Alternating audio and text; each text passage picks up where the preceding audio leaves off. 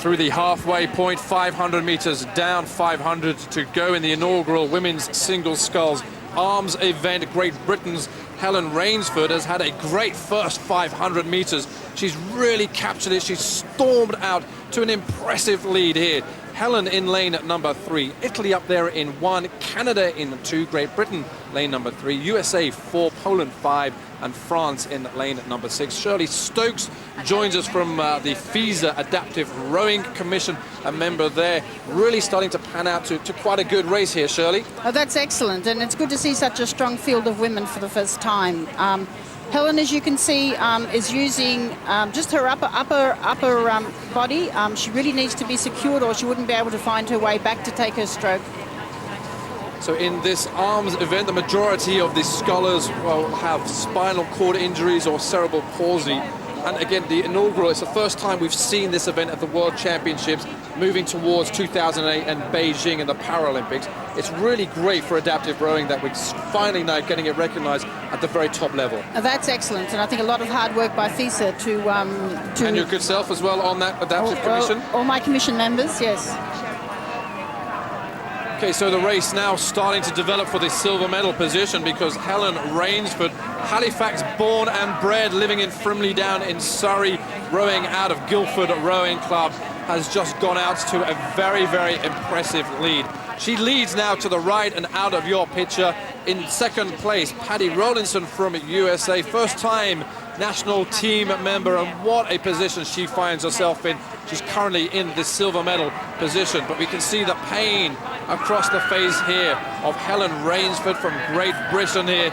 A little bit of a smile as well, because she's coming into the final stages.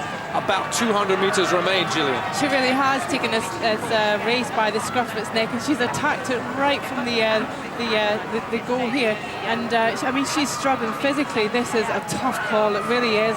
But she's highly effective in how she's moving her boat here, with her arms, with her shoulders, and she'll be really relishing with this crowd that's fully behind her here today.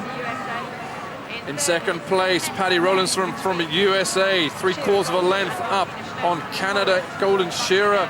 Canada, Italy's Agnes Morrow up there in lane number 1, starting to push on hard as well, but she won't challenge for the medals because it'll be USA and Canada, and also on this side, Martina Schnupek from Poland in lane at number 5. Those 3 scullers battling it out for the silver and the bronze. There's no doubt today, with less than 100 meters remaining, Helene Raysford from Great Britain really took it on in the first 500 meters. She opened up clear water by the halfway point here, and she will be, for the very first time at the World Championship level, an inaugural world champion, and the crowd here really appreciating what's going on out on the water as Helene Raysford sculls up to the line. Look at the distance. She is, for the first time, the world champion in the women's single scull arms event, and that's how much it meant to her. Paddy Rowlinson coming in second, and it'll be close there for the bronze medal between Martina Schnupek and up there in Canada in lane at number 2, Shearer Golden there. But out front, it's Great Britain that kick off well. And here's a very proud moment for her, with the gold medal being placed around her neck. And afterwards, we had a chat about this very proud moment in her sporting career. So how much does that mean to you? I'm absolutely ecstatic. It feels a bit like a dream, really. About 8 weeks ago, I had a big car accident, and I was out of training. It was at the start of June, and I was out of training for 6 weeks. To be here competing is just fantastic, and to win a gold medal is just amazing. What were the extent of the injuries you had?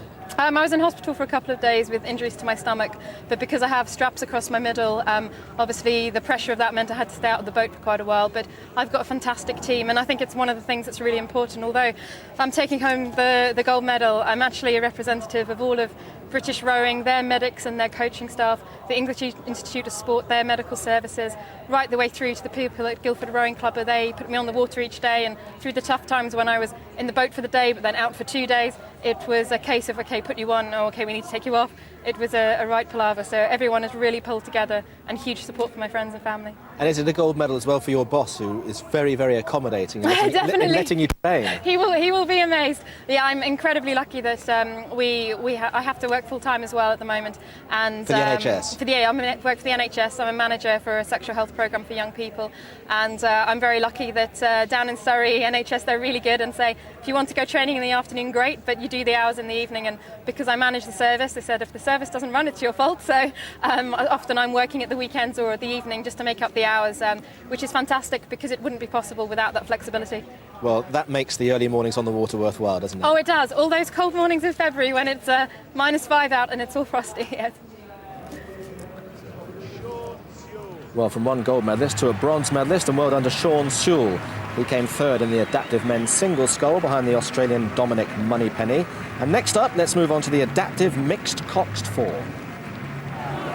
Coming up to the 500-metre mark now. 500 down, 500 to go. The final of the legs, trunk and arms mixed coxed 4s. Great Britain are just through the line there in second place. The race is on. 1,101 athletes arrived here at these World Championships with one eye on Beijing 2006, none less so than the adaptive rowers who will compete for the first time at the Paralympics in 2006. And we're watching Great Britain in lane at number 4, who are the defending champions. Watch out for these guys, because these may well get a Paralympic gold medal for the first time in rowing in 2008. Canada, lane number 1. Australia, the world champions from 2002. Netherlands 3, Great Britain 4, Italy 5, USA, Dan, in lane number 6. Yeah, it's rough water here, building up, getting worse and worse, but Great Britain certainly made a good push there. They were led to the halfway point by the Netherlands, but they pushed on through just after the 500-metre mark, and they've moved into leading position here. Netherlands holding strong, but they're not going to be able to catch the British crew now. The visual impairment and intellectual impairment, or rowers with minimal physical impairment, Shirley, that's the sort of classification here in this event. That's right. The crews themselves have quite different combinations. They can choose what combination they might have. So Great Britain now establishing back out to the lead. Alan Sherman urging his crew on. Alan Crowther in the stroke seat. Alistair McKean in 3. Victoria Hansford in 2. Naomi Riches in bow there. Great Britain just powering it away now. They are the defending champions, will make it 2 in a row, looking very strong. Inside 100 metres now in the final of the legs, trunk and arms mixed coxed 4 here. The final adaptive race at the 2006 World Rowing Championships, and Great Britain have just stormed away, looking very, very impressive. And perhaps will be Olympic champions in 2 years' time. Coming in second, Netherlands, top of the picture there. Canada will get the bronze position, and that's been a fabulous sprint there from Great Britain, and the pain shows across the faces of all of these champion athletes. Dan, a great result there. A very bad start, though, for Great Britain. So, well done to Naomi Riches, Victoria Hansford, Alistair McKean, Alan Crowther, and look at that. Who's the 5th member of the team? Answer, it's Yanni the dog, and here is Yanni.